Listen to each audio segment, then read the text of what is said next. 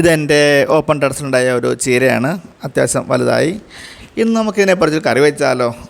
ചീരയുടെ തണ്ടും ഇലയും പ്രത്യേകം മാറ്റി വെച്ചിട്ട് വലിയ തണ്ട് ആ ചുവട് ഭാഗം ഒന്ന് രണ്ടായിട്ട് പിളർത്തി വെച്ചിട്ടുണ്ട്. നമ്മുടെ മുരിങ്ങക്കോലൊക്കെ ചെയ്തല്ലേ എന്ന് പറഞ്ഞ പോലെ. അധികം മൂത്തിട്ടുള്ള ചീരയല്ല, മൂക്കാത്ത ചീരയാണ്.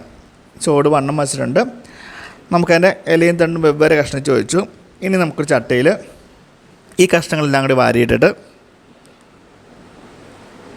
ഇല നമ്മൾ മാറ്റി വെച്ചേക്കാം കേട്ടോ. ഇല മാറ്റി വെച്ചിട്ടുണ്ട്. തണ്ടും മാത്രം എടുത്ത് നമ്മൾ ചട്ടിയിൽ ഇറക്കിയിട്ടിട്ടുണ്ട്. അതിലേക്ക് ആവശ്യമുള്ള ഉപ്പ്, കുറച്ച് ഒരു 1/4 ടീസ്പൂൺ മഞ്ഞൾപ്പൊടി,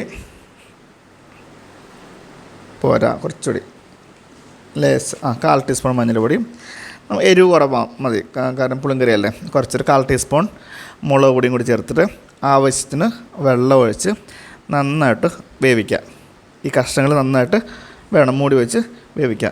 നമ്മുടെ ചീരയുടെ ഇല അരിഞ്ഞത് കഴുകി വാരി വെച്ചിട്ടുണ്ട്. ഒരു മാങ്ങ വേണ്ട, ഒരു മാങ്ങയുടെ പൂളിൻ്റെ ഒരു 4 കഷ്ണം മതി.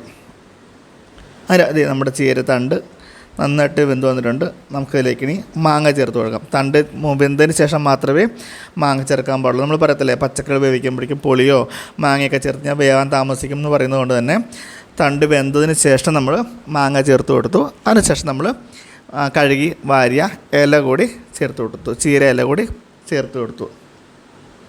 ഇത് ഒത്തിരി അങ്ങ് ചാറുള്ള കറിയല്ല കേട്ടോ, അല്പം കുറുകിയിരിക്കുന്ന കറിയാണ്. വീണ്ടും ഒന്ന് മൂടി വെച്ച് വേവിച്ചു. നമുക്ക് അരയ്ക്കാനുള്ള അരപ്പെടുത്തു, തേങ്ങ എടുത്തു, മഞ്ഞൾപ്പൊടി എടുത്തു, 2 ചെറിയ ഉള്ളി എടുത്തു. നമ്മുടെ ചാറൊക്കെ വെന്തിട്ടുണ്ട്. തേങ്ങയും മഞ്ഞൾപ്പൊടിയും ചെറിയ ഉള്ളിയും കൂടി നമുക്ക് നന്നായിട്ട് അരച്ച് ഇതിലേക്ക് ചേർക്കാം. അരപ്പും ചേർത്തു. അപ്പം ഇനി നന്നായിട്ട് കൂട്ടി ഇളക്കി യോജിപ്പിച്ച ശേഷം നമുക്ക് കടുക് അളിച്ച് കഴിഞ്ഞാൽ നമ്മളുടെ കുറുകുറാന്നുള്ള ചാറ് കുറവുള്ള ഒരു അടിപൊളി ചീരക്കറി, ചീരയും മാങ്ങയും. അപ്പം ഒന്ന് തിളയ്ക്കണം.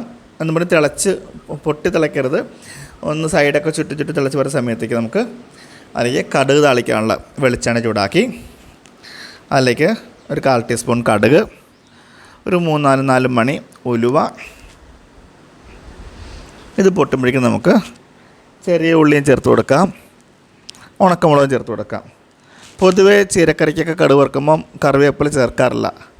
അപ്പോൾ അതുകൊണ്ട് കറിവേപ്പില ഒഴിവാക്കി ചെറിയ ഉള്ളിയും ഒരു ഉണക്കമുളക് കൂടി നമുക്ക് ചേർത്ത് കൊടുക്കാം. അപ്പോൾ ഇതൊരു കടുക് കളിച്ച് കഴിഞ്ഞാൽ നമ്മുടെ ചീരയും മാങ്ങയും കറി ഇവിടെ റെഡി.